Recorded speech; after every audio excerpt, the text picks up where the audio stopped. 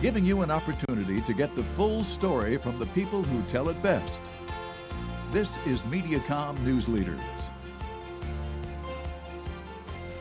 And welcome to Mediacom News Leaders. Thanks for tuning in. I'm Carol Kelly. Joining us today from the African American Museum of Iowa, we've got LaNisha Cassell. LaNisha, welcome. Thank you. Thanks for having me. So you're coming off of a very successful Black History Month in February, but let's think forward. Let's see what you have for upcoming programming. Yeah, we have actually quite a bit of things coming up in March, including our presentation on Our Sisters of Many Hats, which kind of explores the different roles that historically African American women have played throughout history, and also through the present. So that'll be in conjunction with Co-College on March 12th at 6 o'clock. Tell us about who you're hoping to attend. Well, you know what? I think it's something that has drawn a crowd over time. We've had this presentation on many occasions, and so it's at a college. So we think we're going to have a lot of college students, but it's open to the general public. So we hope everybody comes out and here's the presentation. And it's also an example of the many presentations that we have that we're able to explore on different topics, and they also are available to be customized. Let's talk, you've got something that you've now done last couple months, the Who Was series. Yeah. You've got another, you're going to be featuring Louis Armstrong coming up. Yeah, we're excited about that. So we've done Martin Luther King and Rosa Parks, and this month in March we'll be covering Louis Armstrong. And so it's a partnership with the library and the Academy for Scholastic and Personal Success.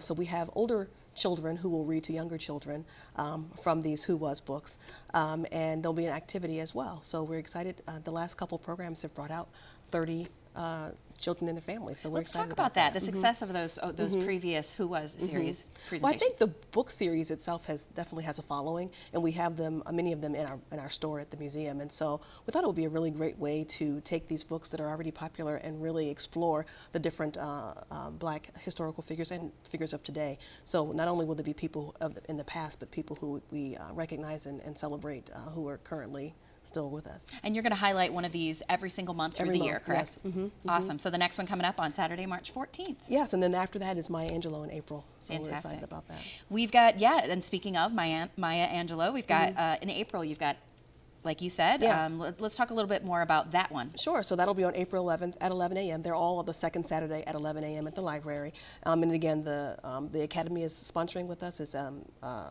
open to the general public, and it's geared toward elementary age children. And no cost to attend. No cost. As a matter of fact, we give away a coupon for each participant to then get a 10% discount off on a Who Was book at our store. Fantastic. You also have another thing, a vocal performance series coming up in March. Tell us about that. I will. So the last couple of years we've had a jazz series, and we've decided to kind of widen that genre to include other types of music. So we are going to focus on gospel music on March 29th, which is a Sunday.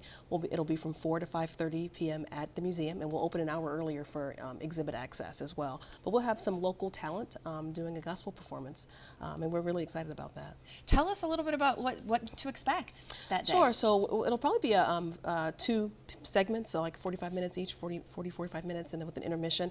We've got talent including Damu Diaz-Dulin, Adam Hodges, and Martrina Harris-Schaefer, and they're local talents who we know to do really great jobs at their gospel performances. So we're really excited to have them. They represent different churches in the community, and I think it'll be a really exciting time for us to be able to explore the different genres that African Americans have influenced and are influenced by. And in the future, we hope to do hip-hop and R&B and jazz as well. And you started with the jazz category, correct? And talk to us about the mindset of opening that up to different genres. Sure.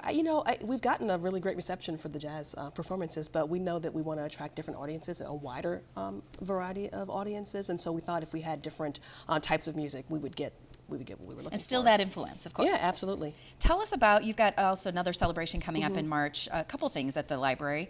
Tell us about some of that other opportunity. So we try to be really all over the place in the community, and whenever there's a festival or an event going on, we have a booth and we like to share information about what we do. So there's a number of them coming up with the library, with the Cedar River Academy, and with the Des Moines Civil and Human Rights Commission. We've talked about so many activities. Where can someone learn maybe a calendar of events? Absolutely. They can visit us online at blackiowa.org. Always a pleasure. Thank you for joining us, LaNisha. Thank you so much. This has been Mediacom News Leaders, your opportunity to get the full story from the most reliable sources exclusively on Mediacom News Leaders.